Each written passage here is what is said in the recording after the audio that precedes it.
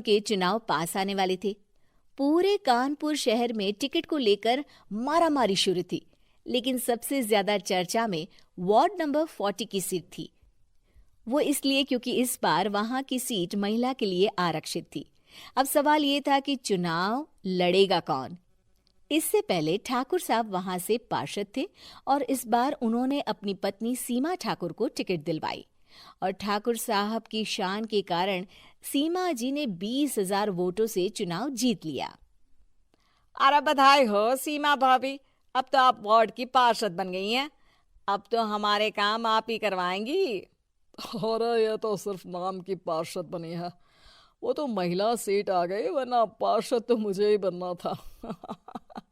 अब भले ही चेहरा इसका होगा, लेकिन पावर तो मेरी ही होगी।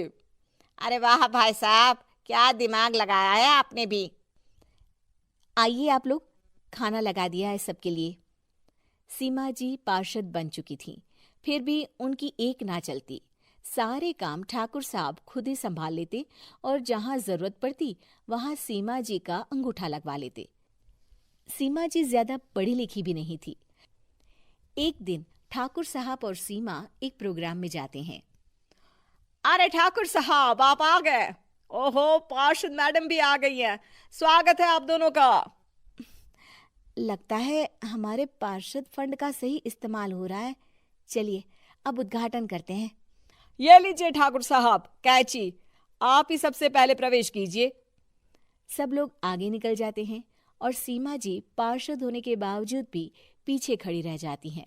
वो देखती हैं कि वेलकम बोर्ड पर उनका नाम है, लेकिन महिला होने के कारण कोई उनका सम्मान नहीं कर रहा।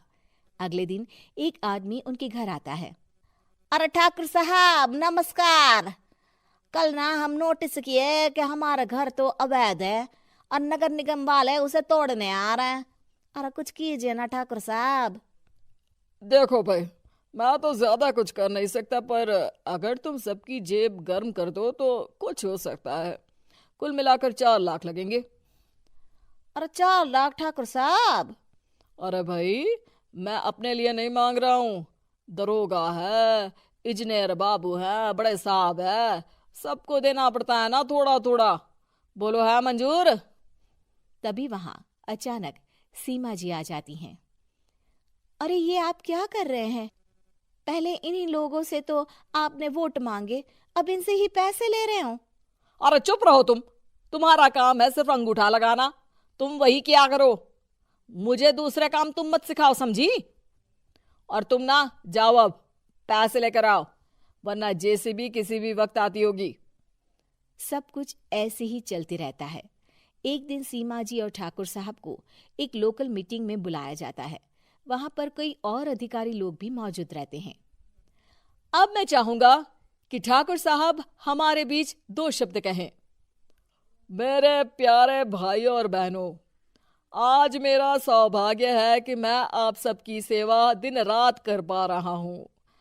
आपने मेरी पत्नी को भारी मतों से जिताया है, इसलिए मैं आप सभी का शुक्रगुजार हूं। मैं आप सबसे वादा करता हूं कि हमेशा की तरह हमारे वार्ड में किसी को कोई तकलीफ नहीं आने दूंगा। सभी लोग तालियां बजाने लगते हैं। अब मैं माननीय पार्षद मैडम को स्टेज पे बुलाना चाहूंगा। अपने नाम को बुलाया सुनकर सीमा जी एकदम चौंक जाती है। उन्हें बिल्कुल उम्मीद नहीं थी कि इतनी बड़ी जगह उन्हें मंच पर बुलाया जाएगा। जैसे तैसे वो मंच पर चढ़ती हैं। ऊपर जाते ही सीमा जी को सारी पुरानी बातें याद आ जाती हैं कि किस तरह उनके पति उन्हें कभी भी आगे बढ़ने नहीं देते और उनके नाम से गलत काम करते हैं। वो बोलने लगती हैं। मैं आपके वार्ड की पार्षद सीमा हूं। आप में से बहुत कम लोग ही मुझे जानते होंगे, क्योंकि इर्षद पति यानी आपके ठाकुर साहब ही लेते रहे। लेकिन आज ये मौका मुझे मिला है, तो मैं इसे ऐसे ही नहीं जाने दूंगी।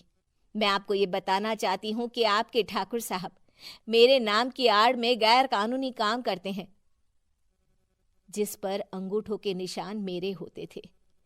इसीलिए मैं अपनी गलती मानती हूँ और आज अपने पद से इस्तीफा देती हूँ, ताकि आगे से कोई गलत काम ना हो पाए। अब फैसला आप सबके हाथ में है कि आप हमें क्या सजा देना चाहते हैं। सीमा